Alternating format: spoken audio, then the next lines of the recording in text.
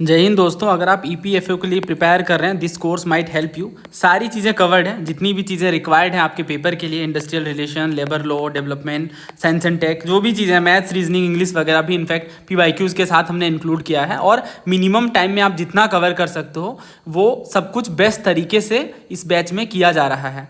तो ज़्यादा डिटेल्स के लिए ये नंबर है, व्हाट्सएप या टेलीग्राम के थ्रू आप और डिटेल ले सकते हैं। ऐप वगैरह में क्लासेस होती हैं, रिकॉर्डेड बैच हैं और प्रैक्टिस एमसीक्यू भी हैं, पीवाईक्यूज़ भी थोरोली कवर्ड हैं और उसी का एक पार्ट हम यहाँ पे आगे देखने वाले हैं। इस वीडियो में ईपीएफओ में आए हुए इंडस्ट्रियल रिलेशन और लेबर लॉज के पीवाईक्यूज़ देखेंगे। आप जानते हो 3-4 पेपर हुआ, इसलिए मैंने नाम नहीं लिखा है। जैसे ये 2023 वाले जो क्वेश्चंस हैं, फिर 2021 के 17 के तो ज़्यादा पेपर्स हुए नहीं है, 3-4 पेपर हुए हैं, तो उनके पीवाईक्यूज़ मैंने कलेक्ट कर लिए हैं और मैंने सोचा है कि इसको मैं आसान भाषा में समझाऊंगा और इससे रिलेटेड जितने भी सवाल बन सकते हैं वो सारी चीज़ें हम लोग इसी के थ्रू डिस्कस कर लेंगे। तो ये बेस्ट वीडियो होने वाला है। इसके बाद आपको अलग से पीवाईक्यूज़ करने की नीड नहीं है इस टॉपिक पे, क्योंकि इतने ही पीवाईक्यूज़ हैं, पहली चीज़। और दूसरा ये कि जो तरीका है पीवाईक्यूज़ करने का, वो ऐसा नहीं कि सिर्फ आप आंसर कर लो, क्वेश्चन देख लो, चले जाओ। नहीं, पीवाईक्यूज़ हमारे बहुत ही इंपॉर्टेंट सोर्स होते हैं, ट्रेजर के जैसा होता है। अगर आप एक क्वेश्चन के डेप्थ में जाकर रिवर्स इंजीनियरिंग करके समझते हो चीज़ें, तो उससे रिलेटेड बाकी जो सवाल बनते हैं वो आप ईजिली टैकल कर पाते हैं। ठीक है, तो स्टार्ट करते हैं। अच्छा, आंसर मैंने नहीं लिखा है, अगले पेज में आंसर और एक्सप्लेनेशन वगैरह है, ताकि आप खुद से भी अटेम्प्ट करो। तो एक एक बात आपको ध्यान से सुनना है। पहला क्वेश्चन ये है कि model standing orders formed under the industrial employment act 1946 shall not apply to an establishment in respect of which of the appropriate government is that of the state of। तो ये सबसे रिसेंट के paper का question है 2023 का। तो अगर industrial employment standing order की बात करें, industrial employment standing order act 1946 का है। पहली चीज़ तो आपको ये ध्यान रखनी है, ये रिक्वायर करता है एम्प्लॉयर को, यानी इस पर्टिकुलर एक्ट में ये कहा गया है कि अगर आप एम्प्लॉयर हो, अगर आपकी फैक्ट्री है, इंडस्ट्री है, कुछ भी है, अगर आप लोगों को जॉब देते हो एज एन एम्प्लॉयर, तो उस केस में आपको एम्प्लॉयमेंट की कंडीशन डिफाइन करनी पड़ेगी। अगर आप किसी को एम्प्लॉय कर रहे हो ना, तो आपको डिफाइन करना पड़ेगा कि आप किस तरह से उसे एम्प्लॉयमेंट पे रखोगे। ये है मॉडल स्टैंडिंग ऑर्डर का मतलब। समझ आ रही है बात? तो जो मॉडल स्टैंडिंग ऑर्डर है, ये इशू करता है इस पर्टिकुलर एक्ट के अंदर कि कुछ जो एम्प्लॉयर के रूल्स एंड रेगुलेशन है उन्हें आपको मानने पड़ेंगे कि एज एन एम्प्लॉयमेंट आप क्या क्या कंडीशन रखते हो। बट जो मध्य प्रदेश है, मध्य प्रदेश, उन्होंने खुद का Madhya Pradesh industrial employment rules बनाया है, जो सेंट्रल के मॉडल स्टैंडिंग ऑर्डर को रिप्लेस करता है उस पर्टिकुलर स्टेट में। समझ आ गई बात? तो इसका आंसर ऑप्शन ए है, मध्य प्रदेश। यानी एक तो इंडस्ट्रियल एम्प्लॉयमेंट एक्ट है जिसमें बहुत सारी चीज़ें हैं। ये जो एक्ट है वो इनेक्ट किया गया ताकि ट्रांसपेरेंसी लेकर आई जा सके। जो टर्म्स एंड कंडीशंस हैं उनमें ट्रांसपेरेंसी हो, टर्म्स एंड कंडीशन किस तरह से होने चाहिए, एक पर्टिकुलर इंडस्ट्री कैसे फंक्शन करेगी। जैसे हर एक इंडस्ट्रियल एस्टेब्लिशमेंट को, जहाँ पे 100 या 100 से ज़्यादा वर्कर हैं, उन्हें डिफाइन करना पड़ेगा कि उनकी सर्विस की कंडीशन कैसी रखी जाएगी। और जब तक कोई एम्प्लॉयमेंट ड्राफ्ट नहीं हो जाता, उनके खुद के स्टैंडिंग ऑर्डर सर्टिफाई नहीं हो जाते, तब तक मॉडल स्टैंडिंग ऑर्डर प्रिस्क्राइब करेगा, तब तक model standing order automatically apply हो जाएगा उस पर्टिकुलर इंडस्ट्री में, जो कि सेंट्रल गवर्नमेंट की है। बट मध्य प्रदेश के लिए एक्सेप्शन है। ज़्यादातर जो स्टेट है वो सेंट्रल के ही मॉडल स्टैंडिंग ऑर्डर को अप्लाई करते हैं, लेकिन मध्य प्रदेश एक्सेप्शन है और इन्होंने खुद का एक particular industrial employment standing order act बनाया है 1963 में, और उसी के बेस पे ये गवर्न करते हैं। नेक्स्ट क्वेश्चन देखिए, सेम पेपर का है। ऑब्वियसली बात है, अभी तो आने वाले कुछ सवाल एक ही पेपर के होंगे क्योंकि 3-4 बार ही पेपर हुआ है। तो an out worker is expressly excluded from the definition of workman under which of the following legislation. तो किस लेजिस्लेशन में वर्कमैन की डेफिनेशन से एक्सक्लूड किया गया आउट वर्कर को? इसी वजह से इन एक्ट्स को हमने बहुत डिटेल में कवर किया था। बिकॉज आप देखो जितने भी एक्ट्स वगैरह हैं, है ना, ये आईएलओ का अप्रोच, अच्छा ये थ्योरी अलग से हम कवर करेंगे, अभी तो काफ़ी टाइम लग जाएगा। पहले मैं आपको ये एक्सप्लेन कर देता हूँ। तो ये जो कह रहे हैं ना कि आउट वर्कर एक्सप्रेसली एक्सक्लूडेड है from the definition of workman, ये मैं आपको समझा देता हूँ। देखो पहले ये आउट वर्कर का मतलब क्या होता है? आउट वर्कर का मतलब है कि जो अपने प्रीमाइस में ही काम कर रहा है। फॉर एग्जाम्पल, आप बैट बनाने की फैक्ट्री आपने ओपन करी, अब आप क्या करो, एम्प्लॉयर हायर कर रहे हो, इसमें से एक एम्प्लॉयर या किसी एजेंसी ने कहा कि हम आपके एरिया में आके, आपकी फैक्ट्री में आके काम नहीं करेंगे, आप हमें लकड़ी, गम, जो भी चीज़ें लगती हैं एक बैट, क्रिकेट बैट बनाने के लिए, वो हमें प्रोवाइड कर दो एंड देन हम आपको ये सप्लाई कर देंगे बनने के बाद। तो आपने कहा ठीक है, क्योंकि ये कैसा वर्क है, इसमें जो काम कर रहे हैं वो कैसे हैं, आउट वर्कर हैं, ठीक है, they are not worker, they are out worker. अब कैच कहाँ है, कैच यहाँ पे है कि ये जो टर्म है ना वर्कमैन, ये यूज हुआ है कॉन्ट्रैक्ट लेबर में। So answer is option C, contract labour regulation and abolition act 1970 का। ये कहता है कि आउट वर्कर एक्सक्लूड है वर्कमैन से। अच्छा, क्यों एक्सक्लूड है, क्योंकि ये फैक्ट्री या फिर इंडस्ट्री के डायरेक्ट लेजिस्लेशन में नहीं आ रहा है ना, डायरेक्ट सुपरविजन में नहीं आ रहे। अब इंडस्ट्री को कैसे पता चला कि वो कैसे काम कर रहे हैं कैसे नहीं, तो उनके सुपरविजन में है ही नहीं। आप देखो, an out worker is a person to whom material are given for processing at their own premises, since they are not under the immediate control और supervision, they are not treated as workman under this act. समझ आएगी बात, ये immediate control में नहीं है industry के, ये कह रहे हैं हम अपने घर में बना के आपको चीज़ें सप्लाई करेंगे, तो इस वजह से ये आउट वर्कर कहलाते हैं और वर्कमैन की कैटेगरी से, डेफिनेशन से बाहर है। बट एक कैच है और उसे आप पे बहुत ध्यान से समझना होगा, उसे आपको और उसे याद रखना होगा। वो ये कि ये जो पहला बता रहे हैं ना फैक्ट्रीज एक्ट, बहुत फेमस एक्ट है, फैक्ट्रीज एक्ट 1948 का है, ये बहुत डिटेल में डिफाइन करता है वर्कर को, और ये कहता है कि वर्कर कौन होते हैं। वर्कर के बारे में बताया जाता है कि पर्सन जिन्हें डायरेक्टली या इनडायरेक्टली एम्प्लॉय किया गया है, whether for wages or not, in any manufacturing process or in cleaning or in any other kind of incidental work related to manufacturing, तो वो वर्कर कहलाते हैं। यानी कोई भी पर्सन जिन्हें आपने एम्प्लॉय करा है, भले ही वेजेस के लिए करा या किसी और प्रोसेस से, मैन्युफैक्चरिंग प्रोसेस के लिए करा या किसी दूसरे काम के लिए, वो वर्कर कहलाएंगे। तो ये ना मेजरली इस इंडस्ट्रियल मैन्युफैक्चरिंग से जुड़ा हुआ है। बट इसमें जो टर्म है वर्कमैन, वो अलग है वर्कर से। जो वर्कमैन है वो ये कहता है कि any person employed in any industry to do manual, skilled, technical, clerical or operational work for hire or reward. तो यहाँ पे थोड़ा सा डिफरेंस आ जाता है दोनों टर्म में, ठीक है। और इस डिफरेंस को अगर आप समझ लें तो आपको ये भी समझ आ जाएगा कि जो वर्कर है उसकी कैटेगरी से आउट वर्क को अलग रखा गया है। किसमें, फैक्ट्रीज एक्ट में। थोड़ा कंफ्यूजिंग आपको लग रहा है, वीडियो पहले देख लीजिए, देन आप दोबारा पीछे जा करके देखिएगा, क्लियर हो जाएगा। मैं ये बता रहा हूँ कि वर्कर की कैटेगरी से आउट वर्कर को हटाया गया है, किसमें, फैक्ट्रीज एक्ट में। बट वर्कमैन की कैटेगरी से आउट वर्कर को अलग रखा गया है कॉन्ट्रैक्ट लेबर एक्ट में, कॉन्ट्रैक्ट लेबर एक्ट में। और इन्होंने पहला ऑप्शन ही दिया इस तरह से ना कि अगर कोई पढ़ के भी जाता है कंफ्यूज हो जाएगा, अगर वर्कर और वर्कमैन के बीच डिफरेंस नहीं पता तो ये जो वर्कर है ये बहुत ही नैरो सा टर्म है मैन्युफैक्चरिंग फैक्ट्री रिलेटेड वर्क के लिए। बट वर्कमैन काफ़ी ब्रॉड टर्म है ना, इसमें हर तरह के वर्क शामिल हैं। तो ये दोनों में डिफरेंस है। नेक्स्ट क्वेश्चन देखिए, किस तरह का काम में shall not be taken into account, यानी उन्हें शामिल नहीं किया जाएगा, किसमें, एप्रोप्रिएट गवर्नमेंट के द्वारा जब उन्हें एम्प्लॉयमेंट ऑफ कॉन्ट्रैक्ट लेबर में रोक दिया जाता है। इसकी लैंग्वेज थोड़ी टफ है बट मैं आपको आसानी से समझाता हूँ आसान भाषा में।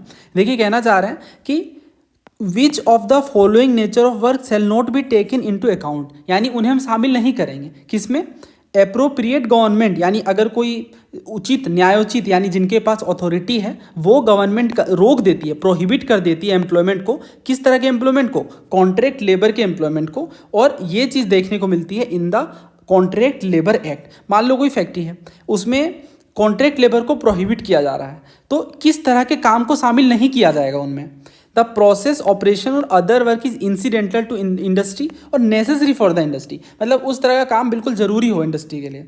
दूसरा, काम परमानेंट नेचर का हो। तीसरा ये कि work is done ordinarily through regular workman, यानी रेगुलर वर्कमैन काम करे सामान्य तरीके से। चौथा, the work is of intermittent nature. Intermittent मतलब आप जानते हो रुक रुक करके, रुक रुक कर। सो इसका आंसर ऑप्शन डी है, क्योंकि अगर वर्क इंटरमिटेंट नेचर का है तो फिर आप उन्हें इस तरह से कॉन्ट्रैक्ट लेबर के अंदर शामिल नहीं कर सकते हो। देखो मैं समझाता हूँ, whether the work is ordinarily done through regular workman in that establishment, whether it is a sufficient to employ a considerable number of whole time workman. लेकिन जो इंटरमीडिएट वर्क है, यानी जो ओकेजनल है, इरेगुलर है, it is not taken into account, because नाम में ही, nature में ही समझ आ रहा है कि ये तो परमानेंट एम्प्लॉयमेंट है ही नहीं। तो इस वजह से इन्हें हम शामिल नहीं करते हैं इंटरमीडिएट वाले को। बाकी आप देखो कॉन्ट्रैक्ट लेबर एक्ट वही कहता है कि ये डिसाइड करने में हेल्प करता है कि कॉन्ट्रैक्ट लेबर को किसी इस्टेब्लिशमेंट में रोकना है या नहीं रोकना है, तो किन बेस पे रोकना है। तो इनके रोकने के कुछ प्रोविजंस हैं। तो एक पर्टिकुलर इस्टेब्लिशमेंट में कौन सा वर्क कॉन्ट्रैक्ट लेबर नहीं होगा, वैसा वर्क नहीं होगा जो इंटरमीडिएट नेचर का है, जो रुक रुक के काम दिया जा रहा है, तो उस पर फिर कॉन्ट्रैक्ट बेसिस पे कैसे चीज़ें अप्लाई हो पाएंगी। तो ये इसके पीछे का लॉजिक है। नेक्स्ट देखो, which of the following statement relating to the grievance redressal committee under the industrial dispute act 1947 is not correct. गलत आपको बताना है। पहला कह रहे हैं कि it shall consist of equal number of member from employer and workman, यानी जितने लोग हायर कर रहे हैं और जितने लोग काम कर रहे हैं दोनों इक्वल नंबर हों। दूसरा ये कि it shall be constituted in an industrial establishment employing 20 or more workman. तीसरा, the chairperson of the committee shall be nominated by the appropriate government. और चौथा, the total member of the committee shall not be more than 6। Alright, तो ये जो grievance redressal committee है ये क्या काम करता है, इसे हम डिटेल में समझ लेते हैं। देखो, हर एक इंडस्ट्रियल इस्टेब्लिशमेंट जो 20 या 20 से ज़्यादा वर्कमैन को एम्प्लॉय करता है उनके पास ग्रीवांस रिड्रेसल कमिटी होनी चाहिए। एक एक टर्म पकड़ते हैं। ग्रीवांस का मतलब शिकायतें, रिड्रेसल का मतलब उन्हें सुधारना, यही ना होता है रिड्रेस का मतलब। रिड्रेस का मतलब होता है उनका समाधान करना, निपटारा करना। तो ये एक ऐसी कमेटी है जो शिकायतों का निपटारा करती है। तो इनका काम कैसा होता है, तो ग्रीवांस रिड्रेसल कमेटी के बारे समझते हैं। देखिए, पहली चीज़ तो आपको ये समझनी है कि ये इनका ऑब्जेक्टिव है स्पीडी और इनफॉर्मल मैकेनिज्म प्रोवाइड करना विद इन द इस्टेब्लिशमेंट, ताकि जो डे टू डे ग्रीवांसेज हैं वर्कर के, जो काम कर रहे हैं लोग, उनकी जो शिकायतें हैं उन्हें सुलझाया जा सके। इंडस्ट्रियल डिस्प्यूट का नाम दिए बिना कोई भी बात, कोई भी शिकायत आगे चल के झगड़े का रूप ना ले, उन्हें पहले ही निपटा दिया जाए। तो इस वजह से ये ग्रीवांस रिड्रेसल कमेटी आती है। हर एक इंडस्ट्रियल इस्टेब्लिशमेंट जो 20 या 20 से ज़्यादा वर्कमैन रखता है उन्हें एक ग्रीवांस रिड्रेसल कमेटी बनानी पड़ेगी। क्या है, कमेटी है एक तरह की। काम क्या है, शिकायतों का निपटारा करना। इसका कॉम्पोजिशन कैसा होगा, तो इक्वल नंबर ऑफ मेंबर होंगे एम्प्लॉयर की साइड से और वर्कमैन की साइड से। तो झगड़ा तभी ना सॉल्व होगा। सिर्फ एम्प्लॉयर रहेंगे तो वो अपनी बात रखेंगे, सिर्फ वर्कमैन रहेंगे, काम करने वाले लोग रहेंगे तो वो तो एम्प्लॉयर के बारे में गलत ही बोलेंगे, भाई इतना काम करवाते हैं एंड ऑल अदर थिंग्स। तो एम्प्लॉयर और वर्कमैन दोनों इक्वल होंगे। या फिर अगर सिर्फ एम्प्लॉयर होंगे तो आप जान ही रहे हो, बोलेंगे वर्कमैन तो कभी काम पे ही नहीं आते, सारा दिन घर में ही सोते हैं, कहते हैं कि आज तो हमारा ऑफ डे है। तो इस वजह से ये इक्वल नंबर ऑफ मेंबर देखने को मिलते हैं। मैक्सिमम स्ट्रेंथ है इनका 6, मैक्सिमम स्ट्रेंथ है इनका 6 मेंबर का, यानी 3 हो सकते हैं दोनों साइड से, 3 एम्प्लॉयर की साइड से और 3 वर्कमैन की साइड से। जहाँ पे वीमेन वर्कर है वहाँ पे प्रोविज़न एडिक्वेट होना चाहिए कि वीमेन भी जीआरसी में हो, उनका एडिक्वेट रिप्रेजेंटेशन हो। तो ये चीज़ भी ज़रूरी है। चेयरपर्सन की बात करें तो देखो, इनमें जो चेयरपर्सन इन्हीं में से चुन लिए जाएंगे, to be chosen from among the member of the committee. और ये रोटेट होगा एनुअली, ऐसा नहीं एक बार कोई चेयरपर्सन बन गया तो हमेशा रहेगा, एम्प्लॉयर वर्कमैन में से रोटेट होता रहेगा। ठीक है, यहाँ तक बातें क्लियर है। इनके टेन्योर की बात करें तो ये जो जीआरसी है, ये जो कमेटी है, ये हर 2 साल में रिकॉन्स्टिट्यूट होगी, हर 2 साल में रिकॉन्स्टिट्यूट होगी। और ये इंडिविजुअल ग्रीवांसेस से डील करेगा। मान लो एक्स नाम का पर्सन है, वो शिकायत लेके आया कि ये जो एम्प्लॉयर हैं वो हमें ओवर टाइम के लिए मान लो मजबूर कर रहे हैं, कंपेल कर रहे हैं। तो ये जीआरसी इसकी बात सुनेगी और फिर वो अपना डिसीजन देगी। तो इस तरह से ये इंडिविजुअल ग्रीवांसेस ऑफ वर्कमैन के साथ डील करता है। एक वर्कर अपनी ग्रीवांस डायरेक्टली जीआरसी के पास रख सकता है। अगर वर्कर डिससेटिस्फाइड है कि भाई ये कमेटी ही करप्ट है, ये तो मेरी बात ही नहीं सुनती, यहाँ पे एम्प्लॉयर का दबदबा है, तो वो क्या करेगा, वो फिर अपनी बातें आगे बढ़ाएगा इंडस्ट्रियल डिस्प्यूट में, है ना। इंडस्ट्रियल डिस्प्यूट एक्ट है, उसके सेक्शन 2A में जाकर के अपनी बातें, अपनी शिकायतें को रख सकता है। टाइम लिमिट भी है, ऐसा नहीं है कि ये कोई शिकायत लेके गया और जीआरसी बोली कि कल सुनाएंगे, परसों सुनाएंगे, ऐसे करके हर बार वो टाल रही है। नहीं, 45 दिन के अंदर शिकायत दर्ज हुई, उसके 45 दिन के अंदर इन्हें अपना फैसला देना होगा। तो ये बात है। अब आप पढ़ लो, सारी चीज़ें क्रिस्टल क्लियर हैं। एम्प्लॉयर वर्कमैन दोनों से होंगे इक्वल नंबर, सही बात है। It shall be constituted in an industrial establishment employing 20 or more workman, अभी मैंने आपको बताया। Chairperson of the committee shall be nominated by the appropriate government, नहीं नॉमिनेटेड नहीं, उन्हीं में से इलेक्ट कर लिए जाएंगे। तो ये गलत है और हमसे गलत बताना है, so answer is option C. और total number of member shall not be more than 6, तो अभी तो आपको मैंने ये बता ही दिया, 3 इस साइड से यानी वर्कर की साइड से, और 3 एम्प्लॉयर की साइड से। Under the provision of the Factories Act 1948, a safety committee is to be constituted in a factory where 1,000 or more workmen are employed, hazardous substances are used or handled, heavy machinery is utilized, 500 more workers are employed। तो factories act है अपना 1948 का, एक safety committee उसमें बनाई जाएगी और ये कॉन्स्टिट्यूट की जाती है किस तरह के फैक्ट्री में, ये चीज़ें आपको बतानी है। तो क्वेश्चन समझ आ गया? ठीक है, देखो जो फैक्ट्री एक्ट 1948 का है, इसमें एक सेफ्टी कमेटी की बात इनके सेक्शन 41C में देखने को मिलती है और ये अमेंडमेंट करके जोड़ी गई है। 1987 में अमेंडमेंट करके जोड़ी गई है, ध्यान रखिएगा, पहले से नहीं थी। और इस प्रोविज़न के अंतर्गत एक सेफ्टी कमेटी हर एक फैक्ट्री में कॉन्स्टिट्यूट की जाएगी जहाँ पे खतरनाक काम हो रहे हैं। तो हजार्डस सब्सटेंस अगर यूज हो रहा है तो वहाँ पे सेफ्टी कमेटी बनेगी। नंबर ऑफ वर्कर पे डिपेंड नहीं करता है, हजार्डस सब्सटेंस पे डिपेंड करता है। पटाखे बनाने की फैक्ट्री आपकी, तो वहाँ पे हजार्डस सब्सटेंस हो गया, तो वहाँ पे अप्लाई ये होगा। ठीक है, समझ आ गई बात? और नंबर ऑफ वर्कर एम्प्लॉयड और the use of heavy machinery not a specific criteria. Next, an employee shall be covered under the provision of the Payment of Wages Act 1936 should the employee be drawing a maximum monthly wage of। तो ये ना wages act है 1936 का, तो wages act किससे deal करेगा? Wages से ही deal करेगा। तो इसमें क्या क्या रेगुलेट किया गया? इसमें यह कहा गया कि टाइमली पेमेंट होनी चाहिए वेजेस की to certain categories of employees. कुछ खास तरह के एम्प्लॉयज़ होते हैं जिन्हें टाइमली पेमेंट देने की रिक्वायरमेंट है। दूसरा, वेजेस से डिडक्शन किस तरह का होगा। तीसरा, अगर नॉन पेमेंट है या फिर रॉन्गफुल डिडक्शन है, मान लो 10,000 की आपकी चेक आनी थी, सैलरी आनी थी, एंड वो आपको 9,000 ही दे रहे हैं और कुछ भी डिडक्शन ऐड कर दे रहे हैं उसमें, आपको भी समझ नहीं आ रहा कि भाई ये क्या लिख के दे दिया। तो उस केस में क्या होगा कि लीगल रेमेडीज आप अप्लाई कर सकते हो एज पर दी वेजेस एक्ट। अब काम कर रहा है, पैसे तो इक्वल मिलने चाहिए ना। अगर पैसे कट रहे हैं तो उसका प्रॉपर रीज़न होना चाहिए, वो रीज़न लीगल होना चाहिए, रॉन्गफुल डिडक्शन तो नहीं होना चाहिए। तो इस वजह से इसके प्रोविजंस हमें वेजेस एक्ट में देखने को मिलते हैं। ये एक्ट केवल एम्प्लॉयज़ के लिए है जिनका मंथली एज एक सर्टेन सीलिंग से एक्सीड नहीं करता है। ये बात भी आप समझ लो, एक सर्टेन सीलिंग है इसकी।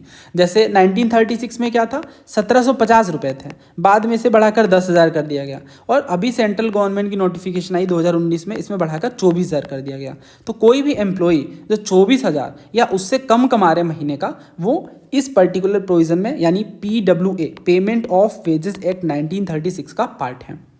सो आंसर क्या है यहाँ पे? ₹15,000 नहीं, 18 नहीं, 21 नहीं, 24। Answer is option D. ये सारे PYQs हैं, आप समझ पा रहे होगे, ट्रेंड ऑब्जर्व कर रहे होगे। मैंने आपसे कहा था 2 तरह के सवाल बनेंगे, एक कंसेप्चुअल, दूसरा फैक्चुअल। तो ये फैक्चुअल कैटेगरी के क्वेश्चंस आते हैं, तो इनमें आपको पता है तो आप डायरेक्टली कर सकते हो। 1-2 बार आपने रिवाइज करा है तो बहुत आसानी से ऐसे क्वेश्चन टैकल हो जाएंगे। तो इसलिए हर एक जो चैप्टर हमने डिस्कस किया है बैच के अंदर, EPFO बैच में, उसमें हमने लास्ट में ये चीज़ें एडिशनली एड ऑन कर दी हैं, फैक्ट लिस्ट एंड बाकी टेबल के थ्रू, रिविजन के थ्रू। नेक्स्ट देखो, a minimum rate of remuneration which shall be applied to an employee working on piecework for the purpose of securing to such employees a minimum rate of wages on a time work basis under the minimum wages act। तो क्या कहना चाह रहे हैं ये कि minimum wages act 1948 में कोई भी एम्प्लॉई जो पीस वर्क से जुड़ा हुआ है, तो वहाँ पे ये कानून इंश्योर करता है कि वर्कर को मिनिमम वेज मिले जो उसके इक्विवेलेंट हो, जो फुल टाइम बेसिस पे वो कमाता हो।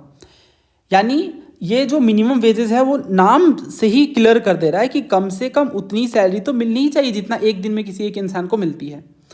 तो ये जो टर्म है ना मिनिमम रेट, वो कहलाता है गारंटीड टाइम रेट। इनका नाम है गारंटीड टाइम रेट। ये कॉन्सेप्ट कैसे आया वो मैं आपको समझाता हूँ।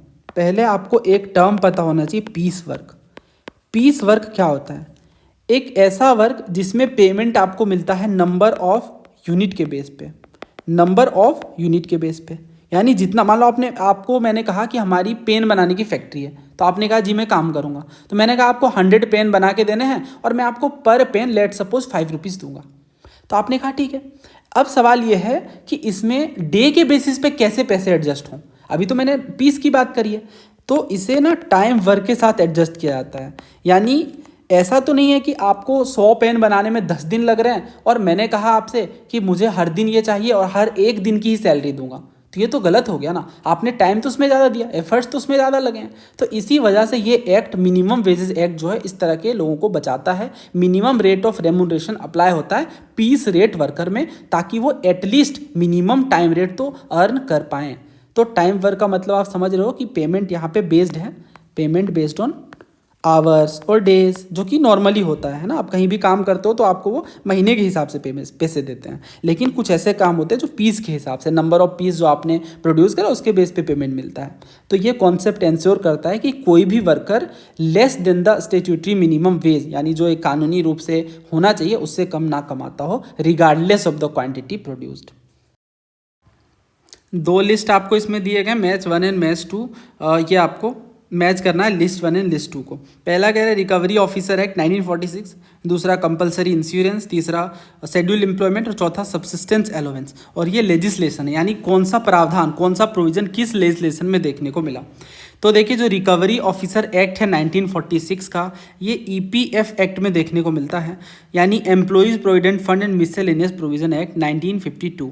बेसिकली इसमें क्या होता है, इस ईपीएफ एक्ट में जो भी प्रोविडेंट फंड के एरियर्स हैं, एरियर्स मतलब वही जो पैसे बाकी हैं, इनको रिकवर किया जा सकता है by recovery officer in the same manner as arrears of land revenue. तो जैसे लैंड रेवेन्यू के एरियर्स को क्लियर किया जाता है, वैसे ही रिकवरी ऑफिसर के द्वारा ये प्रोविज़न भी देखने को मिलता है कि जो भी एरियर्स हैं प्रोविडेंट फंड के, वो चीज़ें भी क्लियर की जा सकती हैं।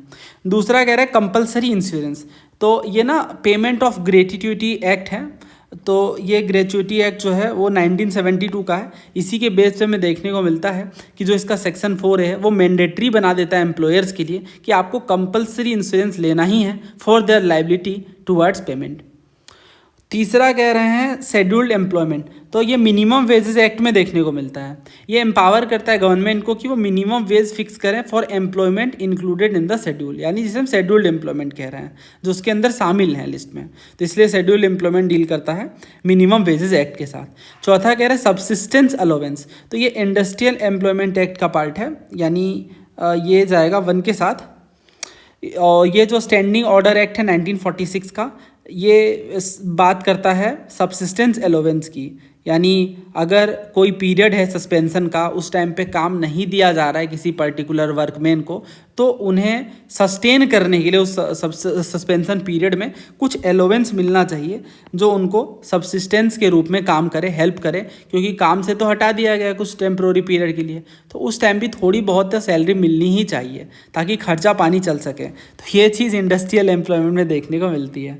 ठीक है, तो ये सारे प्रोविजन से आप पढ़ सकते हैं। तो ये आप देखो, subsistence allowance is a payment made to worker during lay off which is directly covered under this act. तो जो मैंने आपको बताया, राइट। बाकी आसान एक्सप्लेनेशन है, आप समझोगे तो बहुत आसानी से समझ आ जाएगा। जो मैंने एक्सप्लेन करा उसके बेस पे भी रिकवरी ऑफिसर ईपीएफ के अंदर देखने को मिलते हैं। 1952 का है ये। एम्प्लॉयज़ प्रोविडेंट फंड प्रोवाइड करता है, पेंशन इंश्योरेंस की बात करता है। तो जब कोई एम्प्लॉयर फेल कर जाता है अपने कॉन्ट्रीब्यूशन डिपॉजिट करने में, तो वहाँ पे लॉ एम्पावर करता है रिकवरी ऑफिसर को कि उनसे ड्यू अमाउंट कलेक्ट किया जाए। तो ये स्पेसिफिकली मैंशनड है अंडर ईपीएफ एक्ट। और पेमेंट ऑफ ग्रेच्युटी वाला तो मैंने आपको बता ही दिया। नेक्स्ट क्वेश्चन देखिए, एक अडल्ट वर्कर ने 1 जनवरी 2022 को ऑफिस ज्वाइन करा, फैक्ट्री ज्वाइन करा और 220 दिन तक काम करा। उसके बाद 25 डेज का ले ऑफ इन्हें मिला as per the standing order. तो कितने दिन की लीव विथ वेजेस इन्हें मिलेंगे? देखो, लीव 2 तरह की होती है। एक लीव जिसमें आपको सैलरी नहीं मिलती है, एक दूसरी लीव जो आपको वेजेस के साथ लीव मिलती है ना, सैलरी भी उस टाइम पे मिल रही होती है। तो नियम क्या कहता है? देखो, ये बहुत ही फेमस एक्ट है, उसका सेक्शन 79 फैक्ट्रीज एक्ट का। फैक्ट्री एक्ट का नाम आपने सुना होगा, 1948 वाला। इसका जो सेक्शन 79 है वो ये बात करता है कि अगर किसी ने 240 डेज काम करा है तो इसके बाद ये लीव विथ वेजेज के लिए एप्लीकेबल हो जाते हैं। मतलब इनके बाद ये जो छुट्टियां लेते हैं वो वेजेज के साथ वाली लीव मिल जाती है। तो दैट मीन्स कि 220 दिन इन्होंने काम करा, 25 दिन का इन्हें ले ऑफ मिला, जिसमें इनकी गलती तो है नहीं, तो ले ऑफ, मैटरनिटी रिलीफ, इन चीज़ों को हम शामिल करते हैं। तो 245 डेज हो गए, यानी ये 240 से ज़्यादा है।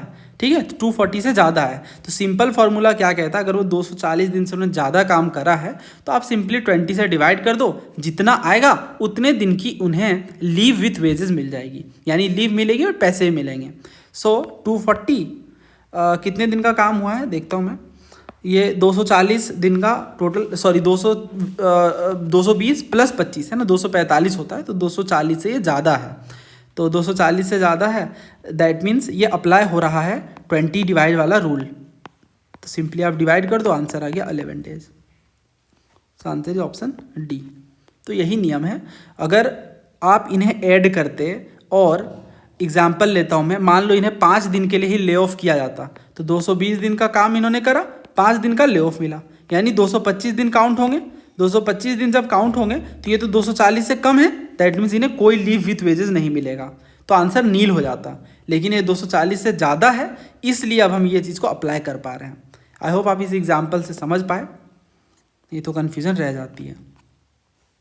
As per the provisions of the Industrial Employment Act 1946, a standing order shall come into operation after the expiry of how many days from the date on which copies of the order of the appellate authority are sent to the employer and to the trade union. देखिए क्या पूछ रहे हैं आपसे कि जो industrial employment act है 1946 का, इसमें जो स्टैंडिंग ऑर्डर आते हैं ऑपरेशन में, कितने दिन के बाद जो कॉपीज़ है ऑर्डर की अपीलेट अथॉरिटी को भेज दी जाती है, 7 डेज, 10 डेज, 15 डेज या 30 डेज। तो ये standing order shall come into operation on the expiry of 30 days from the date on which authenticated copies are send to the employer. तो जो ऑथेंटिकेटेड कॉपीज भेज दी गई एम्प्लॉयर को, उसके 30 दिन के अंदर ये सेल कम इनटू ऑपरेशन, ठीक है। तो 30 दिन के अंदर ये काम होना चाहिए। Answer is option D. How many members are to be nominated by the central government to the National Social Security Board as per the provision of Unorganized Worker Social Security Act 2008? देखिए national social security board NSSB, इसका जो section 5 है, इसमें यह बताया गया है कि ये जो बोर्ड होगा, देखिए हमेशा नाम से एसोसिएट करिए, नाम में ही सोशल सिक्योरिटी है, तो इसमें क्या किस तरीके से काम होगा, इसमें एक चेयरपर्सन होंगे जो यूनियन मिनिस्टर होते हैं फॉर लेबर एंड एम्प्लॉयमेंट। इसके बाद मेंबर ऑफ पार्लियामेंट होंगे, रिप्रेजेंटेटिव होंगे अनऑर्गेनाइज्ड वर्कर्स के, एम्प्लॉयर के रिप्रेजेंटेटिव होते हैं, एक एमिनेंट पर्सन होते हैं सिविल सोसाइटी से, ऑफिशियल्स होते हैं सेंट्रल मिनिस्ट्रीज से, और स्टेट गवर्नमेंट के रिप्रेजेंटेटिव होते हैं। ये आपको याद नहीं करना है, यही पूछ रहे हैं आपसे कि कितने मेंबर नॉमिनेट किए जाते हैं बाय द सेंट्रल गवर्नमेंट। तो 34 मेंबर नॉमिनेट किए जाते हैं नेशनल सोशल सिक्योरिटी बोर्ड में as per the provision of unorganised worker social security act. Factual question है बट पूछा गया पेपर में, तो ऐसे क्वेश्चन पूछे जाते हैं, रिपीट किए जाते हैं। तो अब यहाँ से आपको ये सीखना है कि अगर कोई इंपॉर्टेंट बॉडीज़ या ऑर्गेनाइजेशन है तो उनके नंबर ऑफ मेंबर्स इंपॉर्टेंट बन जाते हैं। नेक्स्ट क्वेश्चन देखिए, कौन सा स्कीम सोशल सिक्योरिटी के अंदर, सोशल सिक्योरिटी स्कीम के अंदर नहीं आता है अंडर अनऑर्गेनाइज्ड वर्कर। तो देखिए अनऑर्गेनाइज्ड वर्कर में एम्प्लॉयज़ पेंशन स्कीम नहीं आता है, बिकॉज जो एम्प्लॉयज़ पेंशन स्कीम है it is not a part of unorganised worker, it falls under EPF and MP act. अभी हमने डिस्कस किया था EPF एक्ट के बारे में। तो जो EPF एक्ट है 1952 का, इसके अंदर ये ऑर्गेनाइज्ड सेक्टर में आता है, ठीक है, ऑर्गेनाइज सेक्टर के अंदर आता है, ना कि अनऑर्गेनाइज। ये तो सिंपल सी बात है ना, EPF तो पेंशनर के जैसा, ये एक तरह का पेंशन स्कीम है, तो पेंशन स्कीम किन्हें मिलेगा, सैलरी होल्डर को, राइट। तो इस तरह से ये ऑर्गेनाइज सेक्टर के अंदर आता है, तो आंसर इज सी। बाकी आप देखो national family benefit scheme, Janashree बीमा, राष्ट्रीय स्वास्थ्य बीमा, ये सारा अनऑर्गेनाइज सेक्टर के अंदर आता है, अनऑर्गेनाइज वर्कर्स के लिए है। थोड़ा और मैं आपको डिटेल में बता देता हूँ। देखिए अनऑर्गेनाइज्ड, क्योंकि पूछ लेंगे फिर इससे, तो आप डेफिनेटली डील कर पाओगे।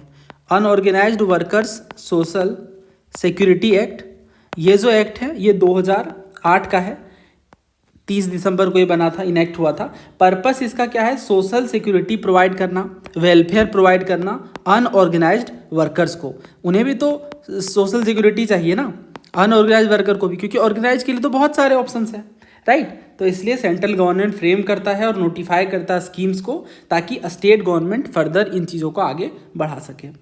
और इसमें कुछ स्कीम्स हैं, बहुत सारे स्कीम्स हैं वैसे तो, जो इसके अंदर शामिल हैं अनऑर्गेनाइज्ड वर्कर्स के लिए। जैसे Indira Gandhi national old age pension scheme है, जो BPL पर्सन को पेंशन देने के लिए।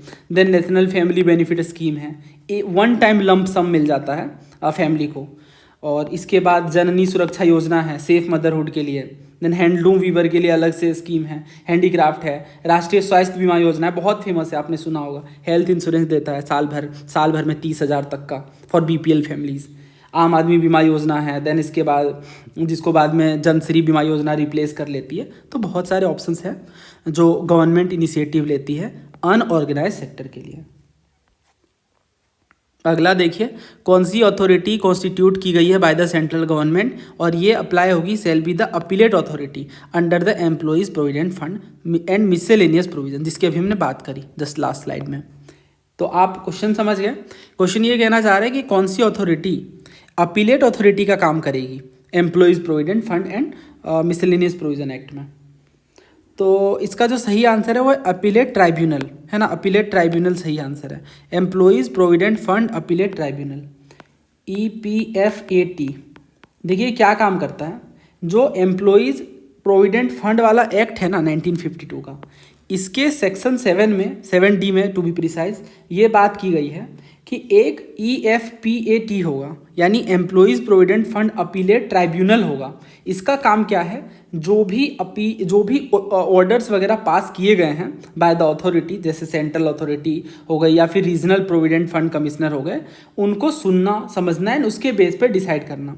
तो इनके पास बहुत पावर है, आप कह सकते हो कि सिविल कोर्ट के सिमिलर पावर है इस पर्टिकुलर ट्राइब्यूनल के पास, राइट। और जो अदर ऑप्शंस हैं ये तो अलग ही बात कर रहे हैं। नेशनल ट्राइब्यूनल दूसरा है, ये तो डील करता है दूसरे एक्ट के साथ, खास तौर से बाकी चीज़ें लेबर अपीलेट वगैरह। और इंडस्ट्रियल ट्राइब्यूनल ये कुछ नहीं है, सही आंसर है इसका employees provident fund appellate tribunal. नाम से ही आप समझ सकते हो, इसके नाम में ही एम्प्लॉइज प्रोविडेंट फंड आ रहा है। तो बहुत चीज़ें आप रिलेट करके लिंक करके आइडिया लगा सकते हैं पेपर में।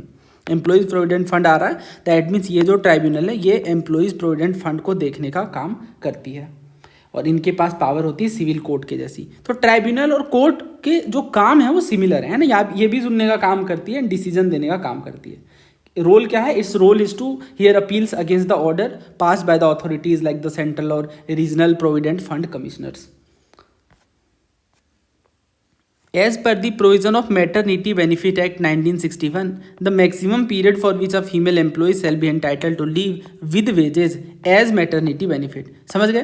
देखिए, और ये भी कंटेक्स्ट दे रहे हैं थर्ड चाइल्ड के लिए। तो first child, second child, third child. Third child के लिए जो मैटरनिटी बेनिफिट एक्ट है वो मैक्सिमम कितने दिन तक एक फीमेल एम्प्लॉय को लीव देता है, छुट्टी देता है, वो भी वेजेस के साथ, यानी बिना काम किए, या यूँ कहें कि वो लीव में है बट उन्हें सैलरी मिल रही है। क्यों? क्योंकि मैटरनिटी रिलीफ है।